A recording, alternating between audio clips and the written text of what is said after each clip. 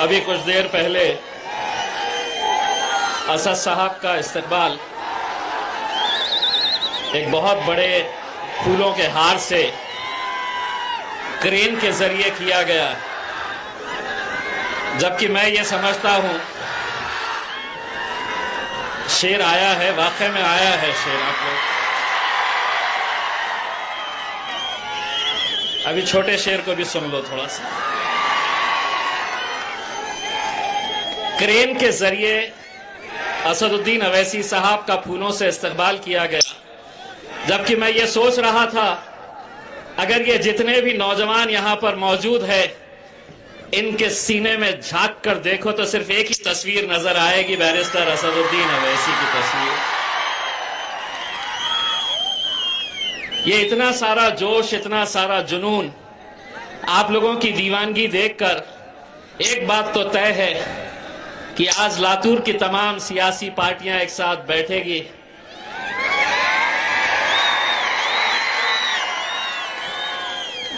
سب جگنو ایک ساتھ مل کر بیٹھیں گے اور شڈینتر یہ رچا جائے گا کہ اس سورج کو کیسے ہٹایا جائے۔ اب نہیں ہٹتا انشاءاللہ۔ دوستوں، آپ لوگوں کی محبت، جوش، جذبہ دیکھ کر میں ایک بات کہنا چاہتا ہوں کہ کل اورنگ آباد شہر کے اندر شیو سینا ایک بہت بڑی سبھا وہاں پر لینے جا رہے ہیں، جس میں مہاراشٹر کے مکھیہ منتری ادھو ٹھاکرے صاحب آ رہے ہیں، اور وہ سبھا کو کامیاب بنانے کے لیے کسی کو 50 گاڑی بھر کر لانے کے لیے کہا گیا ہے، کسی کو 100 گاڑی بھر کر لانے کے لیے کہا گیا ہے۔ بھیڑ کو اکٹھا کرنا ہے تو گاڑیاں لاؤ، گاڑیوں میں بھر کر لاؤ، اور ایک یہ دیوانوں کی فوج دیکھ لو۔ اگر آج اس ملک کے اندر اگر کوئی ایک ایسی جماعت ہے، ایک ایسا نیتا ہے جس کو صرف دیکھنے کے لیے، جس کو صرف سننے کے لیے 200 کلومیٹر سے موٹر سائیکل کے اوپر سفر کر کے آنے والے یہ نوجوان لوگوں کو ہم سلام کرتے ہیں۔ ہم آج جب ناندیڑ سے نکلے تو کتنے سارے نوجوان موٹر سائیکلوں کے اوپر آج لاتور کی طرف کوچ کر رہے تھے۔ یہ سوچ رہے نہیں تھے کہ کتنی دھوپ ہے، کتنی دور مجھے جانا ہے۔ یہ دیوانگی ہے، اور یقین مانیے یہی آپ کا جوش اور جذبہ ہے جو ہم جیسوں کو ہمت دیتا ہے ان کی آنکھ میں آنکھ ڈال کر لڑنے کے لیے۔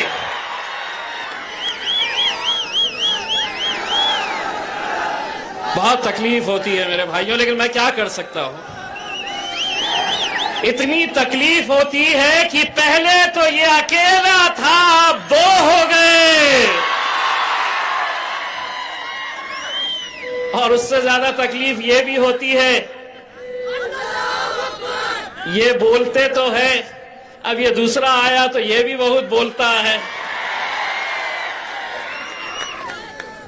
الحمدللہ آج یہ ہمارے لیے بڑی خوشی اور فخر کی بات ہے کہ آج لاتور کے اندر اتنے سالوں کے بعد ہم آئے ہیں، وہی جذبہ، وہی محبت دیکھنے کو مل رہی۔ محمد علی صاحب کو ہم نے یہاں کی ذمہ داری دیے ہے۔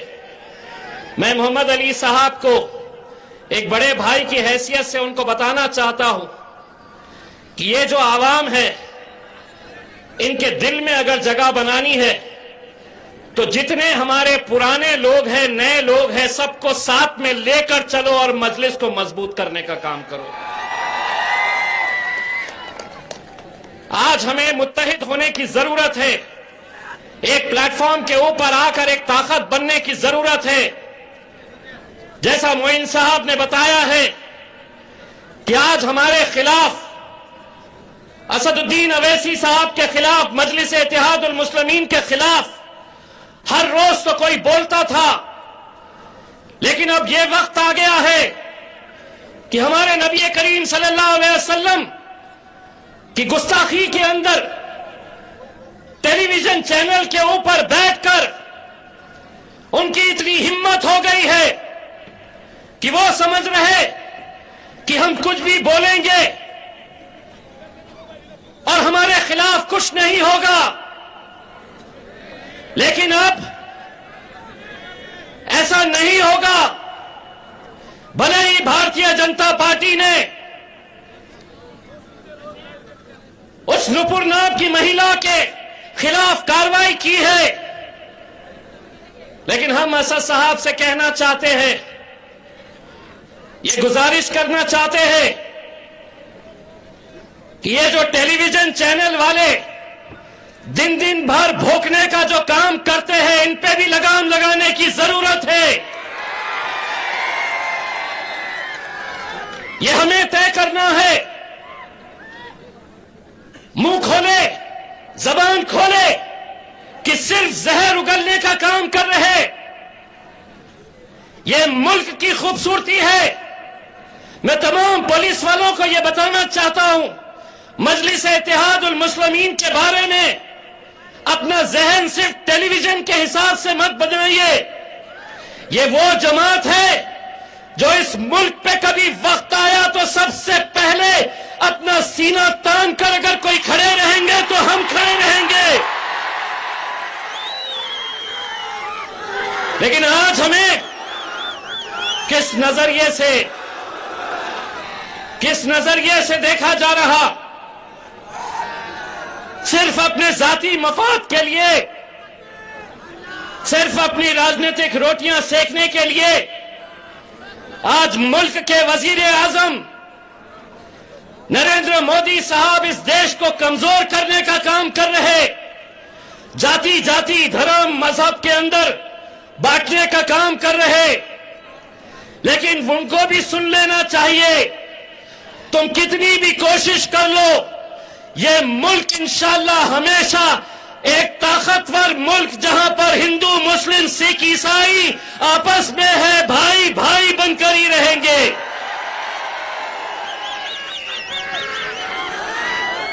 वो पहले का दौर गया जब कांग्रेस का लीडर हुआ करता था, जब राष्ट्रवादी का लीडर हुआ करता था, वो बोलते थे और ये सुनते थे। वो दौर गया। अब दौर असदुद्दीन अवैसी साहब का है। अब अगर तुम बोलेंगे,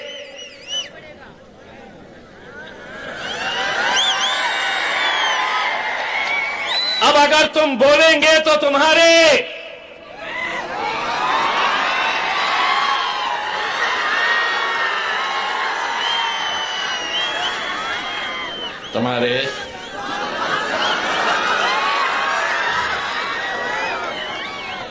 पप्पा को भी सुनना पड़ेगा। इस मुल्क के ऊपर जितना इख्तियार, जितना अधिकार दूसरे जाति धर्म और मजहब के लोगों को है, उतना ही अधिकार, उतना ही इख्तियार हमारा भी है। आज मुझे ये बताते हुए खुशी होती है कि जब मैं पार्लियामेंट के अंदर, जिस पार्लियामेंट के बारे में कहा जाता था कि ये बैरिस्टर असदुद्दीन अवैसी एक अकेला एमपी है, तंज करते थे, मजाक उड़ाते थे और कहते थे कि ये अकेला है और अकेला ही रहेगा। लेकिन अल्हम्दुलिल्लाह आप लोगों की दुआओं की वजह से अब असद भाई के पीछे मैं भी जाकर बैठता हूं। और कई बार आपने देखा होगा जब असद साहब बोलने के लिए खड़े रहते हैं और सामने से कोई कुछ बोलता है तो मैं बोलता चल बैठ बे बैठ। यही तकलीफ सताती है। और मैं उनको ये कहता हूं कि हम तो सिर्फ दो है, और उनको याद दिलाता हूं, खास तौर से भारतीय जनता पार्टी को याद दिलाता हूं कि हो सकता है आगे चल के हमारी भी हुकूमत आ जाए इस मुल्क के अंदर। तो मुझसे पूछते हैं कैसे आएगी। मैं उनको बताता हूं, आज से 25 साल पहले भारतीय जनता पार्टी के पूरे मुल्क में, पूरे देश में कितने एमपीज थे?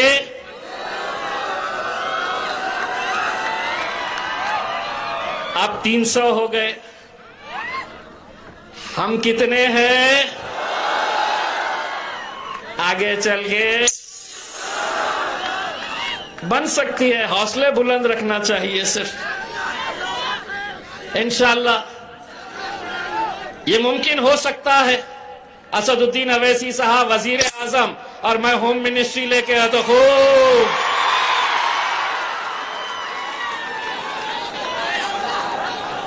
पुलिस वाले भी खुश हो गए, चलो होम मिनिस्ट्री के सामने खड़े हुए हैं। मेरे भाइयों, मुझे मालूम है कि आज आप लोगों को बैरिस्टर असदुद्दीन अवैसी साहब को सुनना है इंशाअल्लाह, लेकिन चूंकि अब हम आए हैं, आपको ये वादा करके जाते हैं कि बहुत जल्द दोबारा हम आएंगे, दिल खोलकर बातें करेंगे और जो अभी बच गया है टू बी कंटिन्यूड बोलकर आगे, अभी सिर्फ छोटे छोटे गोलियां चलाए हैं, आगे AK-47 लेकर आएंगे। बहुत बहुत शुक्रिया। अब इनके बाद 4 बजे से जिनकी राह हम देख रहे हैं, हमारे कल्बो जिगर में जिनकी बसी है चाहत, झुकाना पाया जिसे जमाना ये हुकूमत, मोहतरम जनाब बैरिस्टर असदुद्दीन ओवैसी साहब।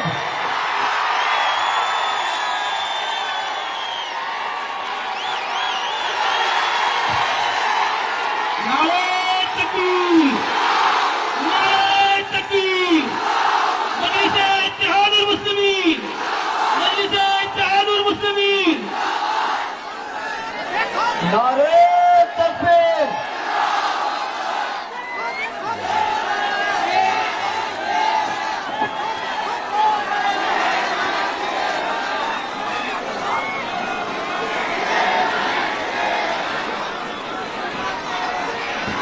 औज़ुबिल्लाहि मिनश्शैतानिर्रजीम। बिस्मिल्लाहिर्रहमानिर्रहीम। अस्सलामु अलैकुम व रहमतुल्लाहि व बरकातुहू।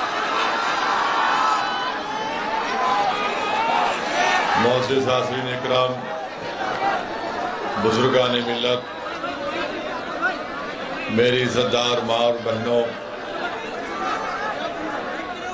मेरे तमाम मजलिसी रुफ़ा और शहनशीन व तशरीफ़ फरमा मोअज़्ज़िज़ उलमा इकराम, जनाब मोहम्मद अली साहब, सदर लातूर मजलिस इत्तेहादुल मुस्लिमीन, मोहतरम जनाब इम्तियाज जलील साहब, रुकने पार्लिमान वो सदर महाराष्ट्र मजलिस इत्तेहादुल मुस्लिमीन, मोहतरम जनाब डॉक्टर अब्दुल गफ्फार खादरी साहब, वर्किंग प्रेसिडेंट महाराष्ट्र मजलिस इत्तेहादुल मुस्लिमीन, मोहतरम जनाब सैयद मोइन साहब, जनरल सेक्रेटरी महाराष्ट्र मजलिस इत्तेहादुल मुस्लिमीन, बीड़ के मजलिस इत्तेहादुल मुस्लिमीन के सदर जनाब शफीक एडवोकेट शफीक साहब, उदगीर के मजलिस इत्तेहादुल मुस्लिमीन के शहर सदर शेख अकील साहब, मैं आप तमाम हजरात का दिल की गहराइयों से आपका शुक्रिया अदा करता हूं कि आपने अपना कीमती वक्त निकालकर आज के इस जलसे में शिरकत की।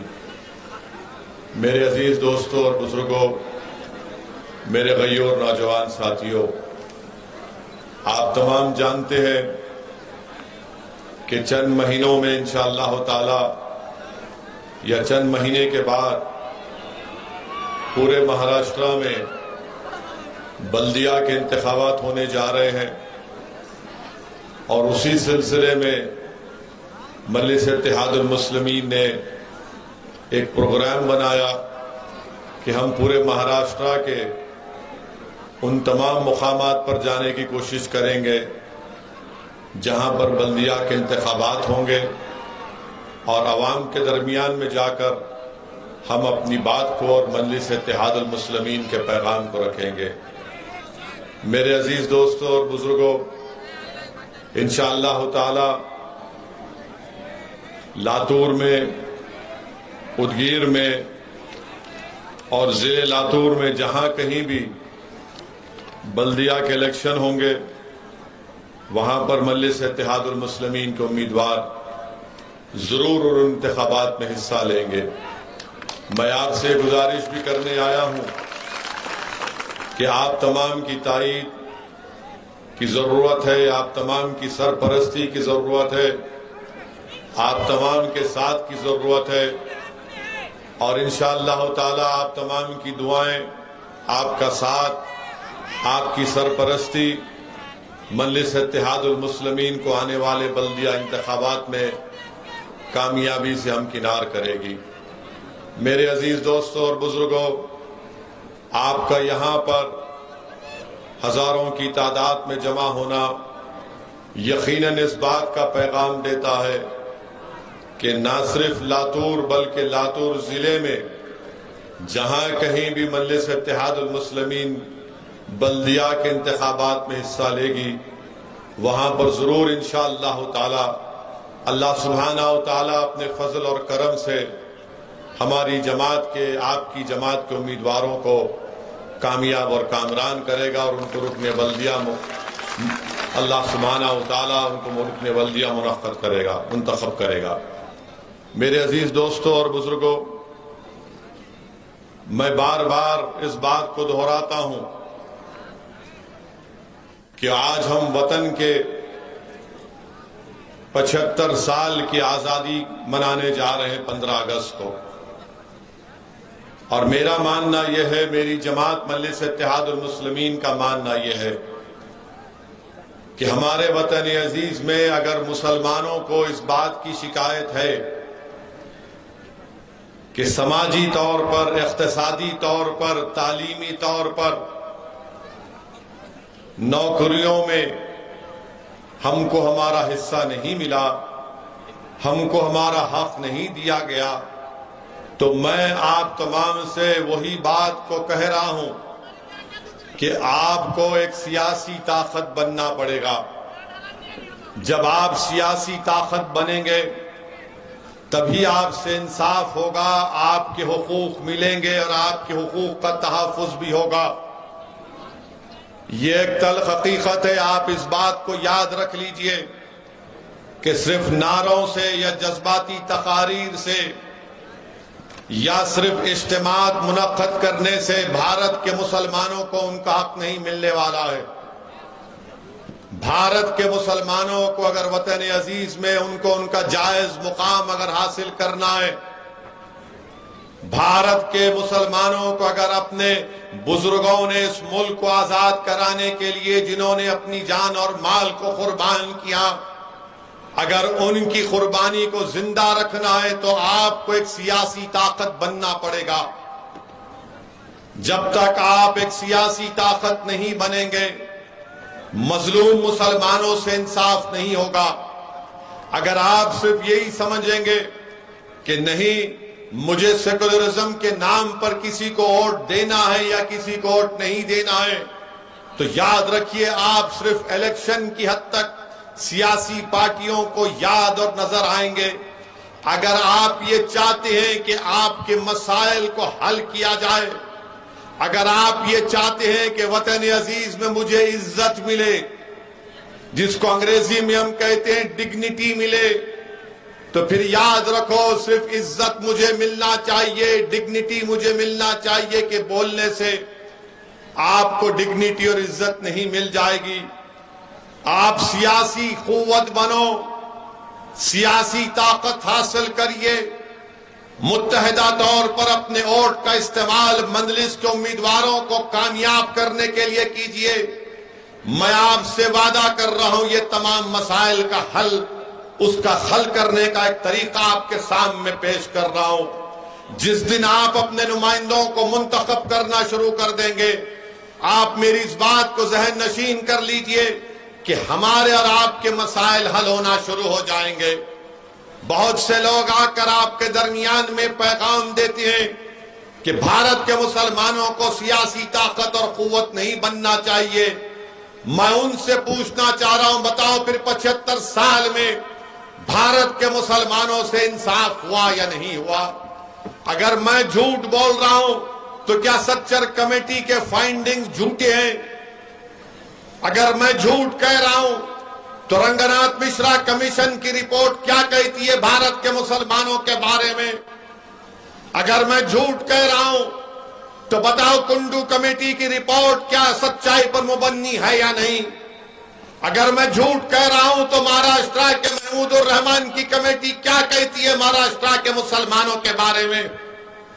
میرے عزیز دوستوں اور بزرگوں، اگر آپ اپنے ووٹ سے اپنی پارٹی کو کامیاب اور کامران کریں گے تب ہم جا کر ان نوجوانوں کے مستقبل کو اچھا کر پائیں گے.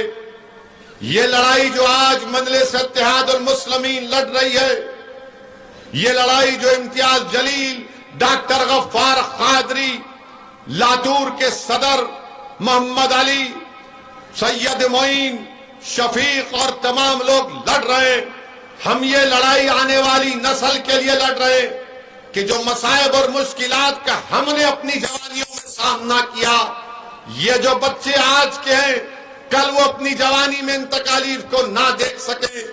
یہ لڑائی ان کے آنے والے روشن مستقبل کے لیے ہم لڑ رہے ہیں. میرے عزیز دوستوں اور بزرگوں، میری آپ سے اپیل ہے کہ آپ اس جد و جہد میں ہمارا ساتھ دیجئے.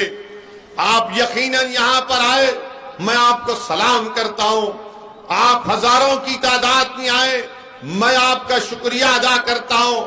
مگر جب پولنگ کا دن ہوگا اور یہی ہزاروں کا مجمع اس کو اپنے ووٹ میں تبدیل کر دے گا، تب ایک انقلاب برپا ہوگا، اور وہی انقلاب کو ہم کو اور آپ کو برپا کرنا ہے. اب آپ اس بات کو ذہن نشین کر لو کہ آپ بھارت میں آپ کسی حکومت کو تبدیل نہیں کر سکتے. اگر آپ کچھ کر سکتے ہیں تو اپنے ووٹوں سے کبھی ہوگا. میری اس بات کو یاد رکھ لو. میں آپ کو ڈرانے کے لیے نہیں کہہ رہا ہوں بلکہ سچائی کو بیان کر رہا ہوں. میں اتر پردیش میں 150 تقاریر کیا، ہر تقریر میں یہی بات کہتا تھا کہ اتر پردیش کے مسلمانوں، تم بی جے پی کی حکومت کو بنانے سے روک نہیں پاؤ گے. تم اکھلیش کو ووٹ دو گے تو تمہارا ووٹ ضائع ہو جائے گا. آج اتر پردیش کا مسلمان اس بات کو سمجھ رہا ہے کہ اویسی جو کہہ رہا تھا وہ بات سچ نکلی. آج اتر پردیش کا مسلمان اپنے آپ کو ٹھگا محسوس کر رہا ہے. آپ اپنے ووٹ سے اپنی طاقت کو اور اپنے نمائندوں کو کامیاب کر سکتے ہیں. آج اتر پردیش میں مسلمانوں پر ظلم ہوتا ہے. ایک بچہ بدایون کا، اس کو پولیس پکڑتی ہے، الزام لگاتی ہے کہ اس نے گوشت کو کسی گائے یا کسی بھینس کو کاٹا، اور گوشت کے الزام میں، اسمگلنگ کے الزام میں پکڑ کر اس کو اتنا مارتی ہے کہ اس کے جسم کے پچھلے حصے میں راڈ کو اندر ڈال دیا جاتا ہے. آپ بتائیے، کیا کوئی سماجوادی کا نیتا بولا؟ کیا کوئی بہوجن سماج کا لیڈر بولتا ہے؟ سب خاموش بیٹھے ہیں. ہم بیان دیتے ہیں، میڈیا میں بولتے ہیں، مجلس کے ذمہ دار اس غریب کے گھر کو جاتے ہیں تو وہاں کے مجلس کے ذمہ داروں نے مجھے فون کر کر کہا کہ اسد الدین اویسی صاحب، جس بچے پر یہ ظلم اور بربریت کی گئی اس کا باپ اتنا غریب ہے کہ وہ قبر کھود کر اپنی زندگیوں کو گزارتا ہے، اپنے گھر کو چلاتا ہے. اس پر ظلم ہوا مگر کوئی آواز نہیں اٹھائے گا. میرے عزیز دوستوں اور بزرگوں، کانپور میں گڑبڑ ہوئی. میڈیا تو ماشاءاللہ ایک طرفہ دکھاتا ہے اپنے پپا مودی کو ہی صرف. میڈیا کے دو آنکھ ہیں مگر ایک آنکھ اتنی محبت میں ڈوب چکی ہے بی جے پی کے، اور دوسری آنکھ میں مودی کا موتیا اتر چکا ہے، تو ان کو دکھتا ہی نہیں ہے.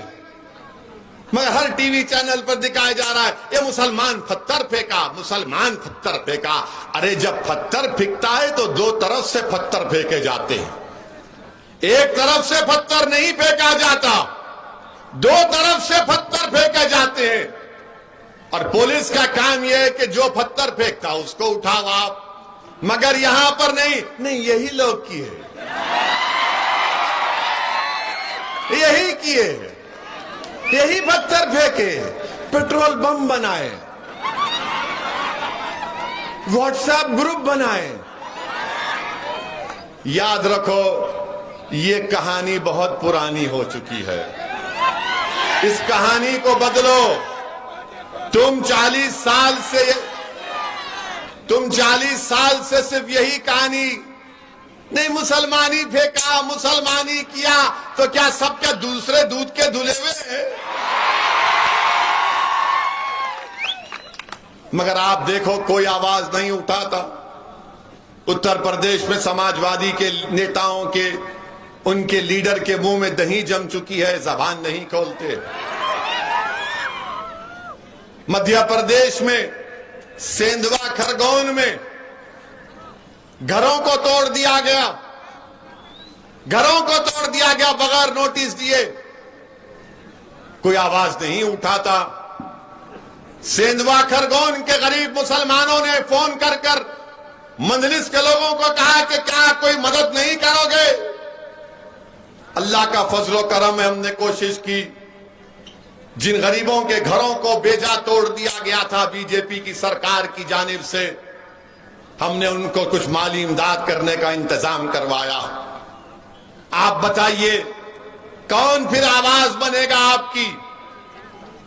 سب لوگ آ کر بولیں گے اویسی بھڑکا بھاشن دیتا ہے، اویسی جذباتی تقریر کرتا ہے۔ ارے میں جو کچھ کہہ رہا ہوں ابھی اور کہوں گا اس میں بتاؤ اس میں کیا سچائی ہے یا جھوٹ ہے، مجھے بتاؤ۔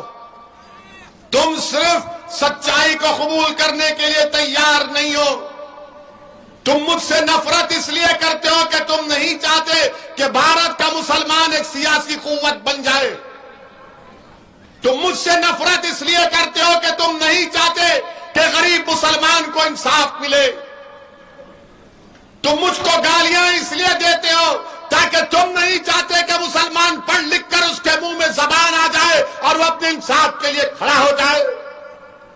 تم میرے جسم پر گولیاں اس لیے چلائی تم نے تاکہ تم نہیں چاہتے کہ میں زندہ رہوں اور غریب اور مظلوموں کی داستان کو، انصاف کو بیان کروں۔ مگر سن لو گولی مارنے والوں، سن لو میرے دشمنوں، میں مرنے کے لیے تیار ہوں۔ کیا تم مرنے کے لیے تیار ہو؟ بتاؤ گولی چلانے والوں۔ مجھ کو مارنے والوں یاد رکھو، تم کو بھی مرنا ہے، مجھے بھی مرنا ہے ایک دن۔ میں موت سے نہیں ڈرتا، میں ڈرتا اس بات سے ہوں کہ جب خبر میں تم اور ہم جائیں گے، جب حشر کا میدان ہوگا تو ہم کیسے اپنے اعمال کا حساب دیں گے۔ موت تو سب کو آنے والی ہے، کوئی دنیا میں زندہ نہیں رہے گا، جو آیا وہ جائے گا، جو دنیا میں آیا وہ جائے گا، مگر کون جائے گا؟ سب کو جب جانا ہے تو جب دنیا میں چند دن کی مہلت اللہ نے مجھے اور آپ کو دی ہے تو ہم کو سچائی کو سامنے لانے کا کام کرنا ہے، ہم کو باطل کو شکست دینا ہے، حق کو کامیاب کرنا ہے، ہم کو مظلوموں سے انصاف کرنا ہے، ظالم کے ظلم کو روکنا ہے۔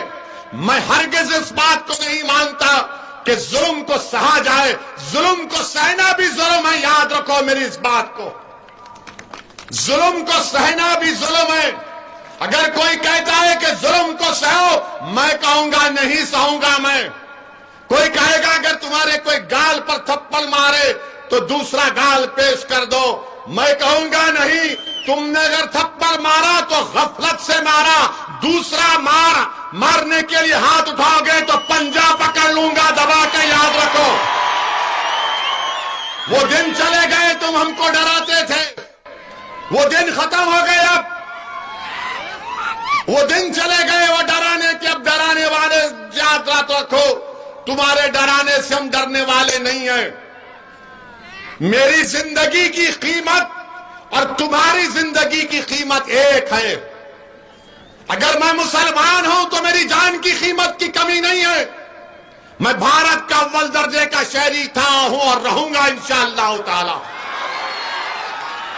لوگ پوچھیں گے اویسی تم کیا کہہ رہے ہو؟ مثال دے رہا ہوں. دلی میں فساد ہوا تو ویڈیو آج بھی ہے. وہ بچے کا نام، مرحوم کا نام فیصل یا فضل تھا. 3 بچے زمین پر لیٹے ہوئے ہیں. دلی کی پولیس ان کو مار رہی ہے اور مار کر زخمی ہے. اور حضرت پولیس دلی کی کہتی ہے کہ پڑھو جن گن من پڑھو. موت قریب ہے اس مسلمان بچے کی. وہ جن گن من پڑھ رہا ہے، اس کے بعد وہ بچہ مر جاتا ہے. کیا اس بچے کی جان کی قیمت نہیں ہے؟ کیا میں جا کر اس کی ماں سے کہوں کہ تمہارے بیٹے پر ظلم ہوا تم سہ لو؟ وہ کہے گی ظالم ہے تو بولنے والے. میں نے اپنی کوکھ کو جاڑ دیا، میں اپنی اولاد سے محروم ہو گئی. ہم ان ماؤں کو کہنا چاہ رہے کہ اب ہم اپنے بچوں کو نہیں کونے دیں گے انشاءاللہ تعالی. اب ہم ظلم نہیں سہیں گے. اس لیے کہ بھارت کا سنویدھان جس کو بابا صاحب امبیڈکر نے بنایا، اسی بابا صاحب امبیڈکر نے فنڈامنٹل رائٹ میں لکھا ہے کہ بھارت کے ناگرک کی زندگی، رائٹ ٹو لائف، ایک فنڈامنٹل رائٹ ہے. میری زندگی، آپ کی زندگی، سب کی زندگی، چاہے کسی مذہب اور ذات کا ہو، اس کی زندگی ایک فنڈامنٹل رائٹ ہے. آپ میرا فنڈامنٹل رائٹ مجھ سے نہیں چھین سکو گے. میرے عزیز دوستوں اور بزرگوں، یہ لڑائی آپ کو اور ہم کو مل کر لڑنا ہے. یہ لڑائی مشکل ضرور ہے، مگر مجھے یقین ہے کہ اگر آپ کا ساتھ ملے گا، آپ کی دعائیں ساتھ رہیں گی، تو انشاءاللہ تعالی ہم نہ صرف لاتور میں، نہ صرف مہاراشٹرا میں، بلکہ پورے بھارت میں ہم ایک نئی تاریخ کو رقم کریں گے انشاءاللہ تعالی. میرے عزیز دوستوں اور بزرگوں، پارلیمنٹ میں امتیاز جلیل کی ہماری تقریر ہوتی ہے، ہم مظلوم عوام کے مسائل کو اٹھاتے ہیں، تو لوگ بولیں گے کہ آپ پارلیمنٹ میں دوسرے پارٹی کے مسلمان ایم پی نہیں ہیں. ہے ضرور، مگر جب امتیاز جلیل اور اسد الدین اویسی کی تقریر کی باری آتی ہے تو دوسری پارٹی کے مسلمان آ کر بیٹھ کر بولتے ہیں کب بولو گے، کیا ٹائم پہ شروع ہوگا؟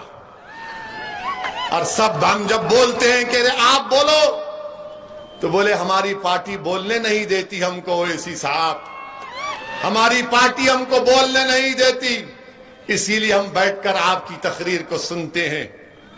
میرے عزیز دوستوں اور بزرگوں، میں یہاں پر آیا ہوں تو لاتور میں آپ کو لیڈر بنانے کے لیے آیا ہوں. میں بھارت کے جس کونے میں جاتا ہوں وہاں پر کہتا ہوں کہ آپ کو نیتا بننا ہے، آپ کو قائد بننا ہے، آپ کو قیادت کرنا ہے. اور قیادت کسی گھر کا یا خاندان کا حصہ نہیں رہے گا. اگر کوئی کسی بڑے باپ کا بیٹا ہے یا کسی بڑے خاندان کا چشم و چراغ ہے تو ضروری نہیں ہے کہ وہی قیادت کرے. قیادت وہ کرے گا جس کے دل میں سب سے پہلے اللہ کا خوف ہوگا اور شیطان کا دشمن ہوگا. قیادت وہ کرے گا جو اللہ سے ڈرے گا اور باطل سے مقابلہ کرے گا. قیادت وہ کرے گا جو اللہ اس کے رسول سے محبت کرے گا اور رسول اللہ صلی اللہ علیہ وسلم کے دشمنوں سے نفرت کرے گا. قیادت وہ کرے گا جو اللہ کو راضی کرے گا اور شیطان سے نفرت کرے گا. وہ قائد نہیں ہو سکتا جو اللہ کو بھی اور شیطان کو بھی راضی کرنا چاہتا ہے. میرے عزیز دوستوں اور بزرگوں، اسی لیے ہم آپ سے اپیل کر رہے ہیں، کیا آپ مہاراشٹر کے لیڈر بننے تیار ہیں؟ کیا تم قائد بننے تیار ہو؟ جو کوئی لیڈر بننا چاہتا ہے ہاتھ اٹھاؤ پورا. بس یہی میری زندگی کا سرمایہ ہوگا. میں جب اس دنیا سے جاؤں گا تو میں چاہوں گا کہ ایک اسد الدین اویسی نہیں بلکہ مجھ سے زیادہ قابل ہزاروں لوگ کھڑے ہو جائیں جو غریب اور مظلوموں کے انصاف کے لیے لڑے، جو صرف مسلمانوں کی بات نہ کرے، جو صرف دلتوں کی بات نہ کرے، جو صرف آدیواسیوں کی بات نہ کرے، بلکہ ہر اس انسان کی بات کرے جس پر ظلم ہو رہا ہے، جس کو دبایا جا رہا ہے، جس کو پیسا جا رہا ہے۔ آپ اسی وقت کریں گے جب آپ قائد بنیں گے۔ اب کوئی بولے گا کہ نہیں کانگریس میں بھی تو ہمارے ہیں نا، راشٹروادی میں بھی تو ہمارے ہیں نا، شیو سینا میں بھی ہے نا۔ ہے نا سے رہنا بڑا فرق پڑتا ہے، پڑے ہوئے ہیں، ہے وہاں پر پڑے ہوئے ہیں، مگر جب تم مجلس میں آ کر لیڈر بنو گے، نیتا بنو گے، تو تمہاری آواز کو تمہارا دشمن بھی سنے گا، تمہاری آواز کو ہر کوئی سنے گا، تم کو اللہ رب کریم دین و دنیا کی عزتوں سے نوازے گا، تم اپنی آواز کو آزادگی کے ساتھ اٹھا پاؤ گے۔ میرے عزیز دوستوں اور بزرگوں، یہی ہمارا مقصد ہے کہ آپ کو لیڈر بنانا، آپ کو نیتا بنانا، آپ کو ان لوگوں کے سامنے لا کر کھڑا کر دینا، تبھی جا کر ہم اپنے مسائل کو حل کر سکتے ہیں۔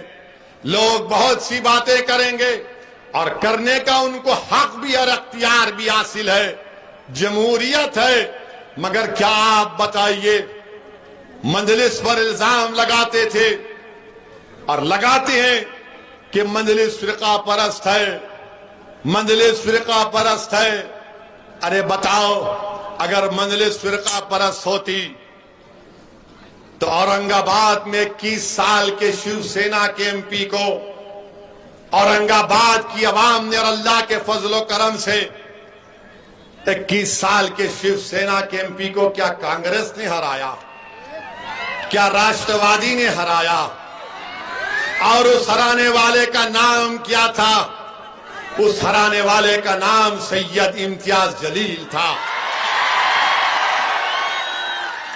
یہی کام ہم کر سکتے ہیں اگر آپ کے حوصلے بلند ہو، اگر آپ خواب دیکھنا جانتے ہیں تو خواب دیکھو لاتور کی جنتا، تم خواب دیکھو اور انشاءاللہ ہم اس خوابوں کو پورا کریں گے مل کر۔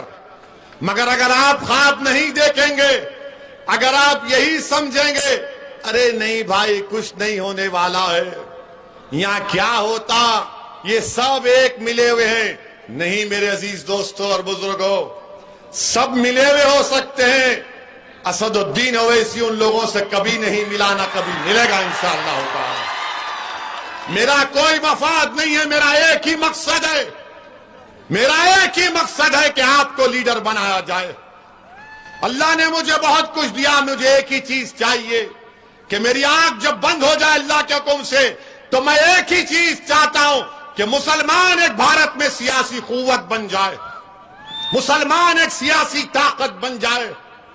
تب آپ دیکھیں گے، شاید میں زندہ رہوں یا نہ رہوں، مگر میرے الفاظ کو یاد رکھنا کہ ایک دیوانہ ہمارے درمیان میں آ کر پکارتا تھا کہ بھارت کے مسلمانوں کو ایک سیاسی طاقت بننا ہے، بھارت کے مسلمانوں کو نیتا بننا ہے، بھارت کے مسلمانوں کو لیڈر اور قائد بننا ہے، بھارت کے مسلمانوں کا مسئلہ سیاسی قوت سے حل ہوگا۔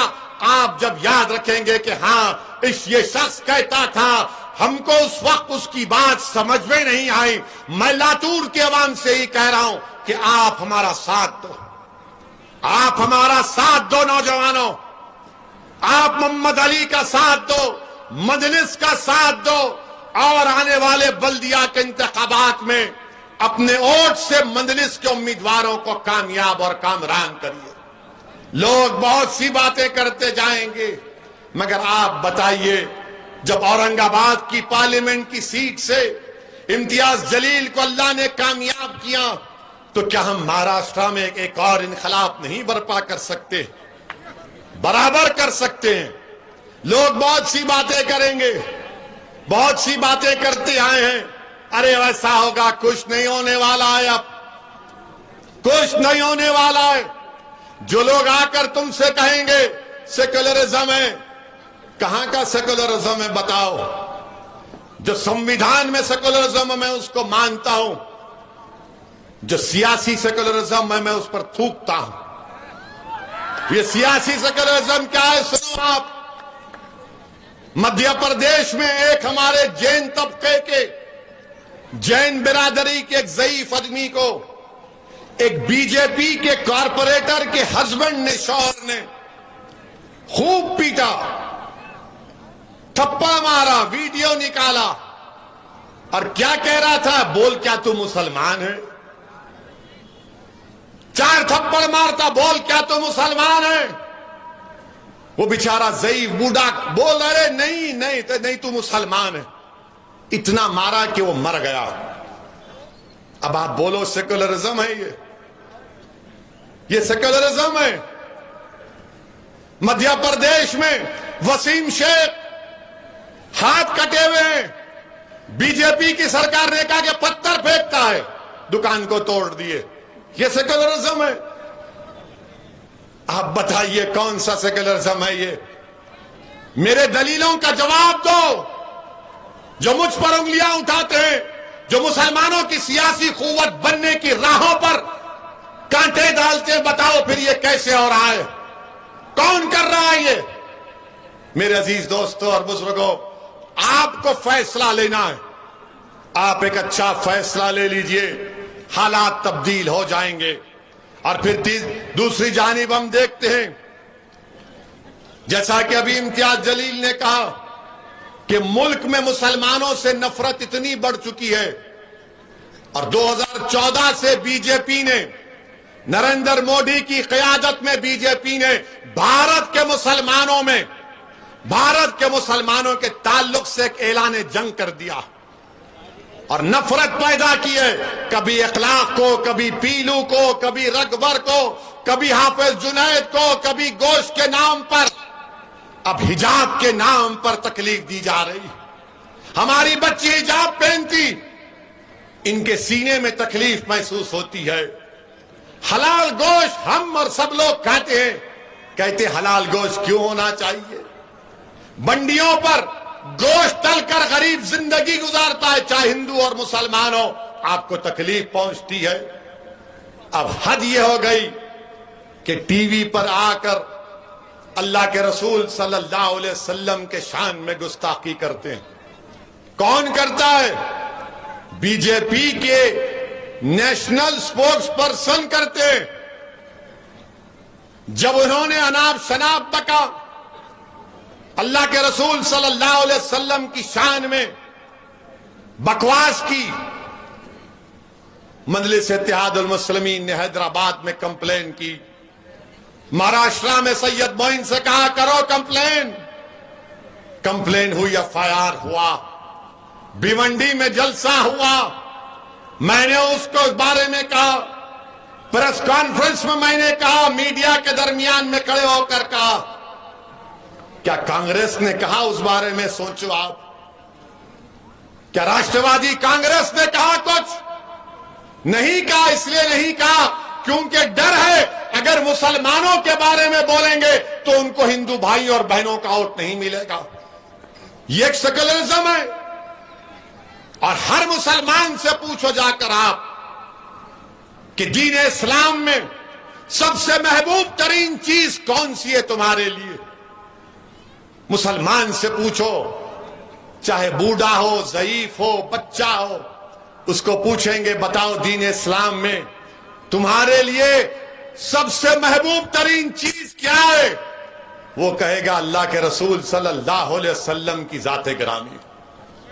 वो कहेगा कि रहमतुल्लिल आलमीन सल्लल्लाहु अलैहि वसल्लम, जिसके नाम का सदका हम खाते हैं, जिनकी शिफात से तुम और हम जन्नत में जाएंगे, जिनकी शिफात से तुम और हम जन्नत में जाएंगे।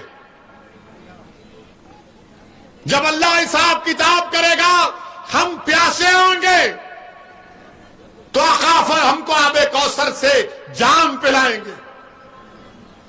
जब हमारा हिसाब किताब होगा, गर्मी होगी, सब लोग भाग रहे होंगे और सब लोगों के नबी कहेंगे कि नफ्सी नफ्सी।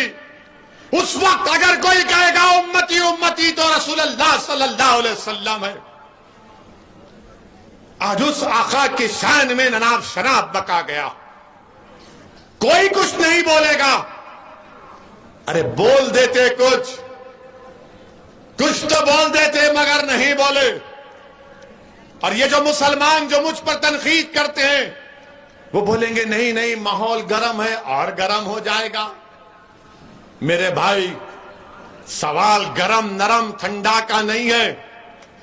सवाल यह है कि जब आका के ऊपर बात आ जाती है, जब रहमतुल आलमीन के सल्लल्लाहु अलैहि वसल्लम की शान में अनाब शनाब बका जाता है, तो गीरत मुसलमानी कहां मर जाएगी? फिर गीरत अगर है तो पुकारेगा।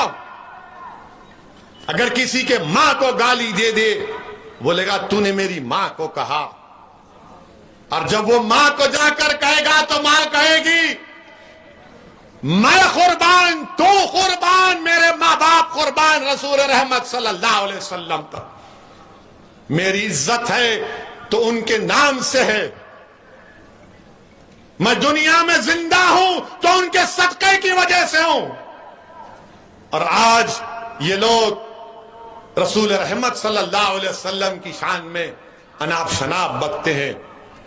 मुसलमानों, याद रखो मेरी इस बात को। अल्लाह कुरान में फरमाता है, उलमा बैठिए, अल्लाह कुरान में फरमा रहा है कि ईमान वालों, अपनी आवाज को रसूलुल्लाह सल्लल्लाहु अलैहि वसल्लम की आवाज के आगे बुलंद मत करो, वरना तुम्हारे अमाल हफ्त कर लिए जाएंगे, तुम्हारे अमाल खत्म कर दिए जाएंगे। अल्लाह कुरान में आयात को नाजिल किया कि अपनी आवाजों को रसूल रहमत सल्लल्लाहु अलैहि वसल्लम की आवाज के आगे बुलंद मत करो। जब ये कुरान की आयात नाजिल हुई तो हजरत खैस एक सहाबी थे जो आवाज ऊंची थी, ऊंचा बोलते थे, वो 3 दिन तक नजर नहीं आए। अल्लाह के रसूल कमली वाले ने पूछा कहां है कैस?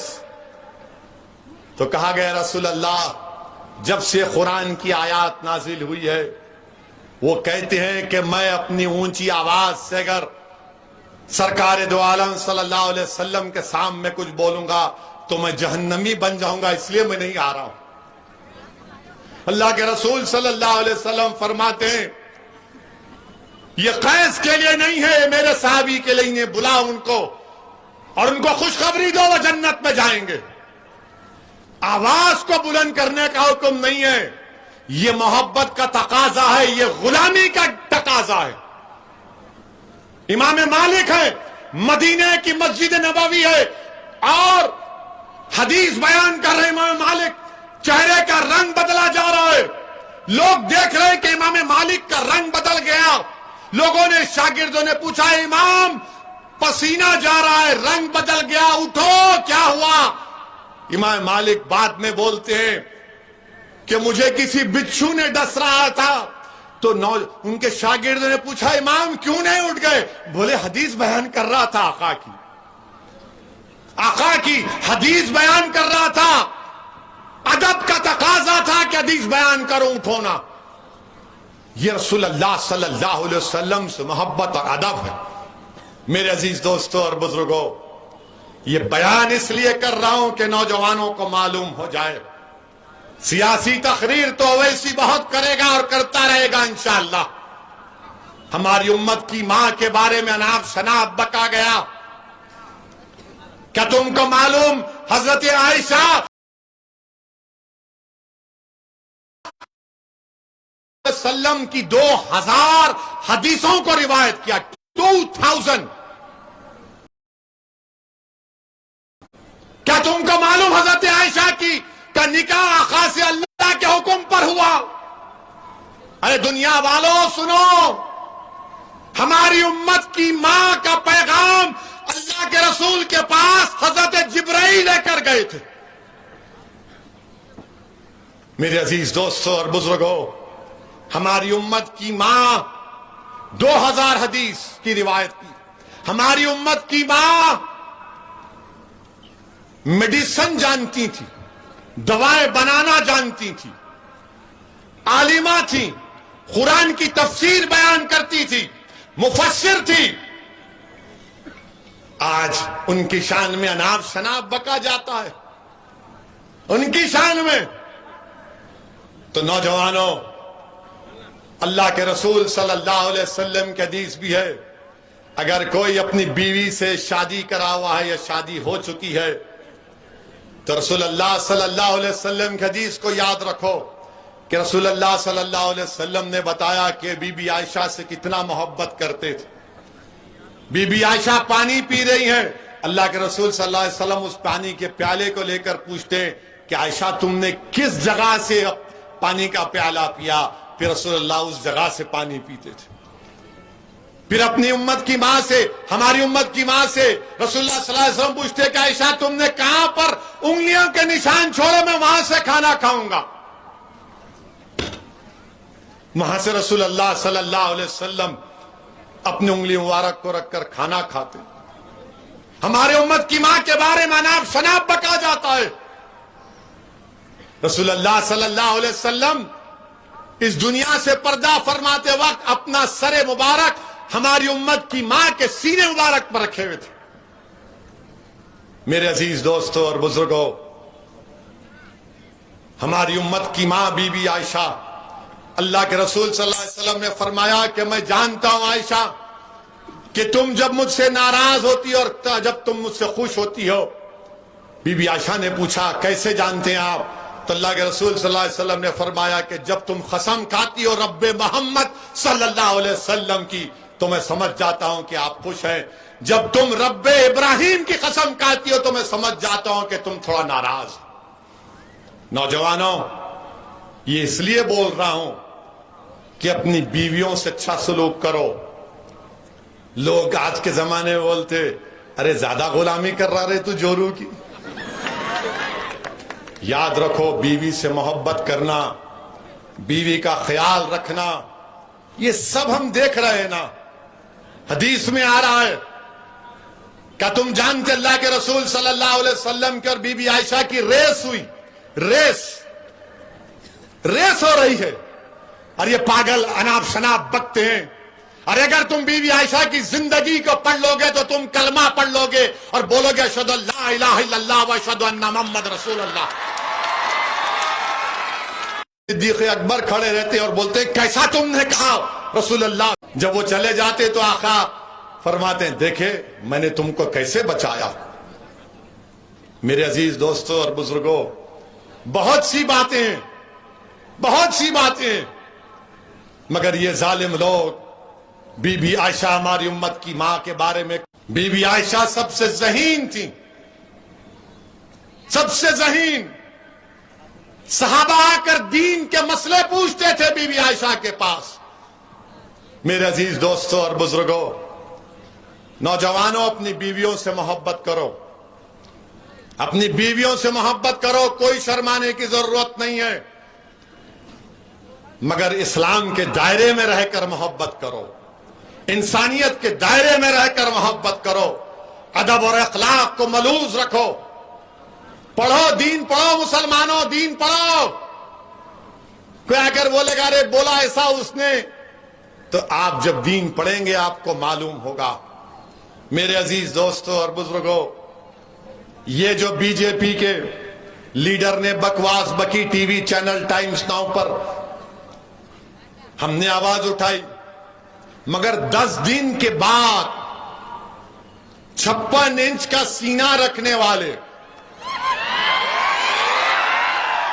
دیش کے پردھان منتری 10 دن کے بعد بولے اس کو ہٹا دو، اس کو سسپینڈ کرو.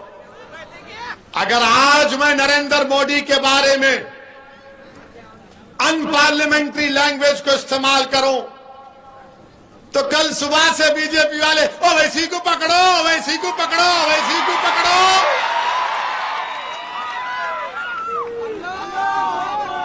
آپ بتائیے 10 دن کے بعد مودی کو خیال آیا، ہم پکار رہے ہیں، بول رہے ہیں مگر ٹس سے مس نہیں ہوتے متروں.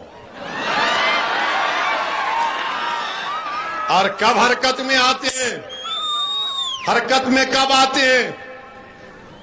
جب قطر میں کچھ ہوتا ہے، سعودی عرب میں کچھ ہوتا ہے، عرب امارات میں کچھ ہوتا ہے، بحرین میں کچھ ہوتا ہے، جب پردھان منتری بولتے ہیں اور یہ گڑبڑ ہو گئی رے باپ،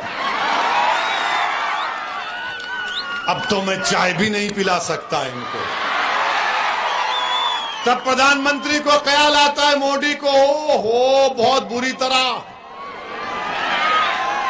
آپ کو معلوم کہ 50% آئل وہاں سے آتا، 40% گیس قطر سے آتی، مطلب کون لو بول رہا آپ کو؟ آپ کو معلوم کہ بھارت کا 55% فارن ریمیٹنس یہاں سے آتا، یہاں سے آتا۔ 8 ملین لوگ یعنی 80 لاکھ لوگ بھارت کے وہاں کام کر رہے ہیں۔ دیش کے پردھان منتری کبھی سوچو آپ، اگر ان کو کچھ ہو جائے گا وہاں کے ملک میں، وہاں پر ان کی جان اور مال کو خطرہ پیدا ہو جائے گا تو کیا ہوگا دیش کے پردھان منتری؟ میرے عزیز دوستوں اور بزرگوں، دیش کے پردھان منتری کو بھارت کے مسلمانوں کی تکلیف نہیں پسند آتی، ان کو بھارت کے مسلمانوں کی تکلیف نہیں دکھائی دیتی، ان کو پیر اور اخلاق کی موت نظر نہیں آتی، وسیم شیخ کی دکان کی بربادی نظر نہیں آتی مودی کو، نریندر مودی کو دلی میں غریبوں کی دکانوں کو توڑنا نظر نہیں آتا،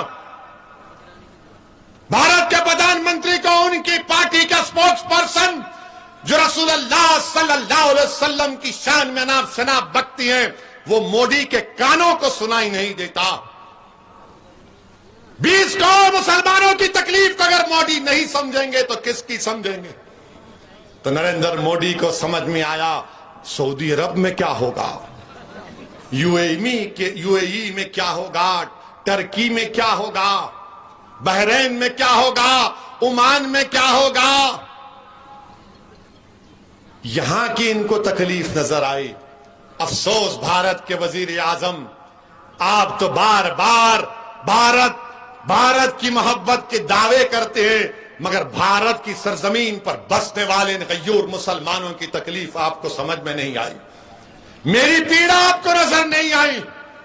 میں پکار کر کہہ رہا تھا بھارت کے وزیر اعظم ہیں آپ سب کے وزیر اعظم ہیں، میرے بھی ہیں اور سب کے ہیں، مگر آپ نے حرکت آئی تو ان ممالک کو دیکھ کر آئی، کتنی پوری دنیا میں بھارت کی بدنامگی ہو رہی ہے، اور کوئی سیکولر پارٹی کچھ نہیں بولتی ہے، سب کے منہ بند۔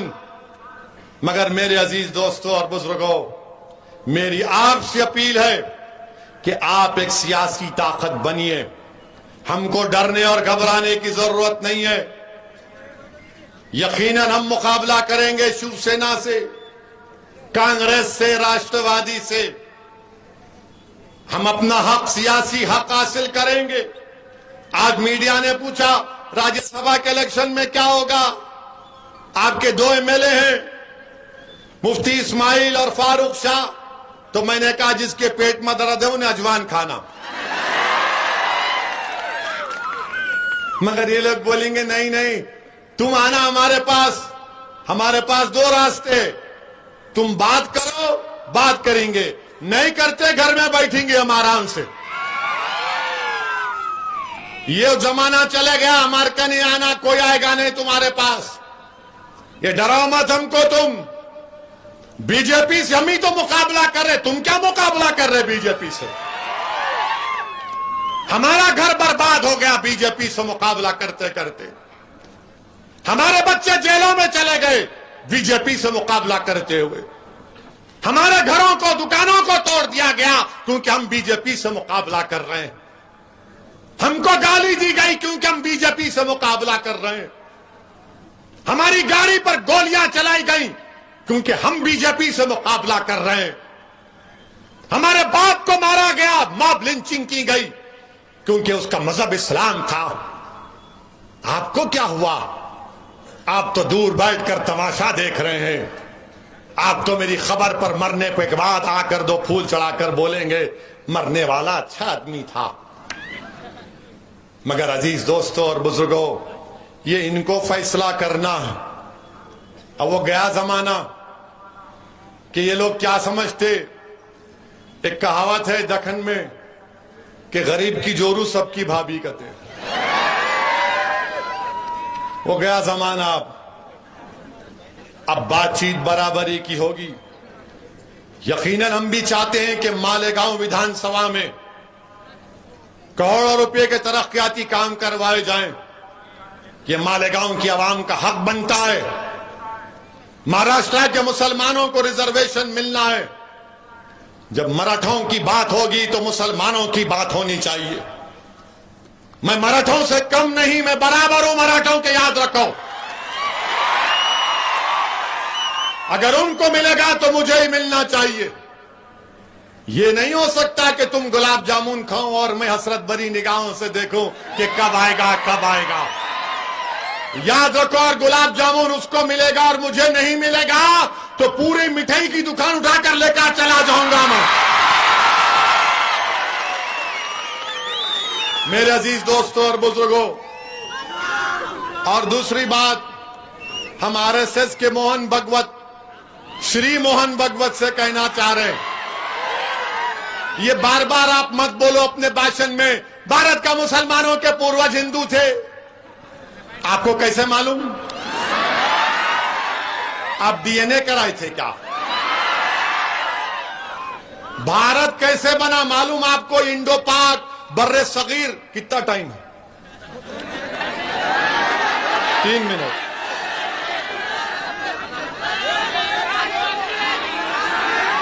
تین منٹ ہے. تو بھارت کیسے بنا؟ بھارت انڈیا جو موجودہ بر صغیر جس کو کہتے ہیں، 65,000 سال پہلے افریقہ سے لوگ آئے تھے. اب پوچھئے RSS والوں سے، ہاں افریقہ سے ہے. پھر اس کے بعد 45,000 سال پہلے ایران سے کسان آئے تھے. ہاں ایران سے آتے یہاں پہ. پھر اس کے بعد ایسٹ ایشیا سے آئے، سینٹرل ایشیا سے آئے، تب جا کے یہ بھارت بنا.